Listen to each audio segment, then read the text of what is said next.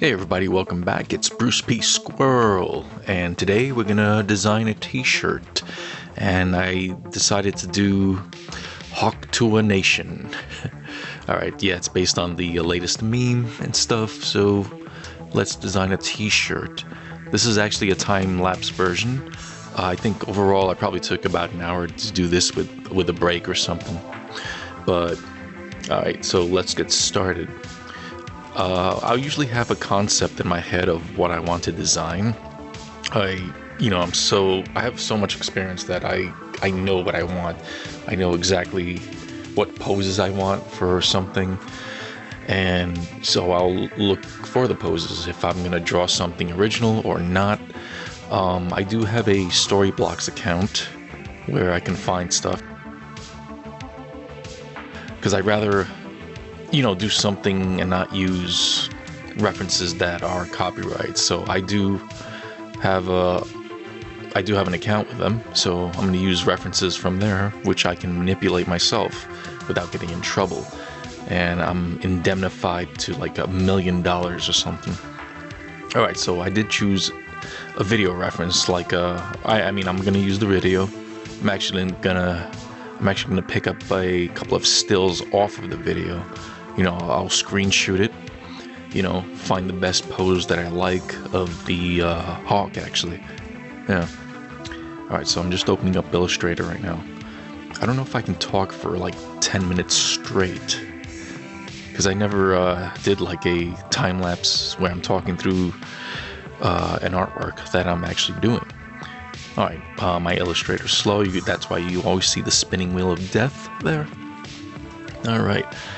So what I first do is I bring in, these are rasterized pictures of the hawk, and sometimes I draw them. Sometimes I'll just trace over them and draw them, but this time I decided to use image trace, testing a few different options like 3-color, 6-color, grayscale, and trying to see what the best version I could come up with.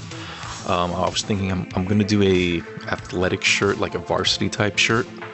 I'm thinking it's gonna say, the hawk, but it's gonna say Tuah Nation, established 2024 or something. So I did vectorize the hawk and just cleaned it up a little bit. Yeah, it's gonna look vectorized. It's not, I don't want it to look too raster because,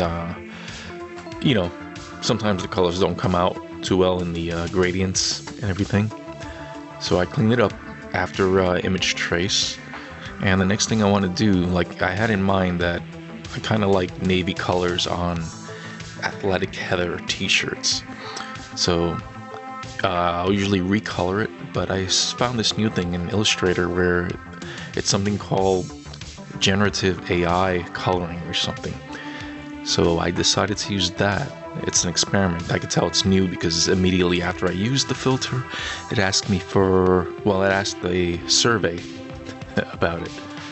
But yeah, this is me testing the normal option, but then, I kind of get frustrated and just go to generative AI. Alright, yeah, this is a basic layout. I'm laying out the text now, because like I said, I already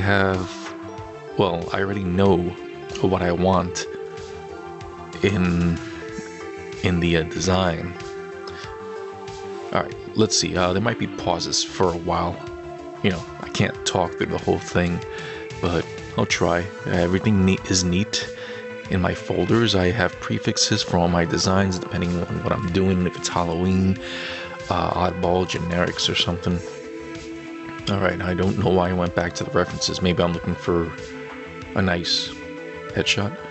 And sometimes I'll pull stuff off of my old artwork, like text, verbiage, especially my signature, which is already in vector, so I'll pull off my signature from other artworks and just toss it right in there. Yeah. And of course that's some basic varsity font, Alright, here I go again, trying to colorize it. So I'm basically trying to match the hawk to like a navy tone or something. Alright, that's the first time I'm using that generative AI stuff. What else? Testing Luckily, it gives you a couple of options in there. There you go. I'll make a copy of the original, toss it aside just in case I have to refer to it. Sometimes there's so many, I do so many actions that I don't feel like undoing everything all the way back. I know you can use the history panel, but yeah, it's easier for me to just copy something. And yeah, typography work. I did go to the School of Visual Arts, which was a very prestigious school. Yeah, I learned everything from illustration, drawing, photography, typography, photography, and all that stuff. Here we go, placement on there. And I'll usually test it with a couple of different background colors on there. Placement, there we go, a background color. I don't know what I'm pulling off here. What was I pulling off? Probably my signature or something. Okay. Club Scurry, that's a new one. Yeah, it's I think I was inspired by the film The Scurry, featuring that girl from, oh, I forgot the movie, this TV series, that game. Alright, let's see. Yeah, still laying out stuff. Eventually I'm gonna make a PNG out of this, and I'm gonna post it on Zazzle. And yes, I'm on Zazzle. It's a long story. I gave up on Shopify for a while. I think I wanted to go back to basics, basically. Yeah, it was costing me a lot per month, so yeah, that's why I went from the start, from the scratch.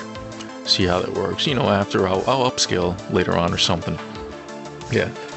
What else? Was I going to talk about something? Yeah, back in New York City, I used to design t-shirts and stuff. Yeah, there you go. That's my website over there, brucebsquirrel.com, if you want to check it out. Yeah, I have a lot of experience in design, probably about 30 years. Oh, look, this is me looking for a spit reference, because I decided to put some spit reference coming out of the hawk. But yeah, I couldn't find anything, so I just drew it myself. A couple of spits here and there coming out of his beak. Here we go. Hawk Tuah. Yeah, there we go. Yeah, I just did that freehand. It's just whatever, cartoony, But yeah, I do have Adobe Creative Suite, web-based. It's very much easier to work with because it's always being updated. Yes, and I'm not sponsored by any of these things that I talk about. There you go. Looks like I'm making the PNG, getting it ready. I usually make it like 4,000 pixels wide, just to have the best resolution so I can just toss the image on anything. Alright, saving it, going to the Zazzle website. Here we go, that's my stores. I have several stores on Zazzle. Alright, basically I gotta figure out how to create from scratch, just picking out some t-shirts, thinking about the best shirt that it's gonna look good on, Yeah. Alright, just uploading the file. And, I'll put it on the best body I can find, what I was thinking about, like navy, black, or something. I'll do a couple of screenshots just for promo, which you'll see in this video, at the end of this video, when I start doing that. Alright, so I'm posting it. But yeah, Zazzle is pretty decent, though, if you want to, start for free. It's pretty good, though. Yeah.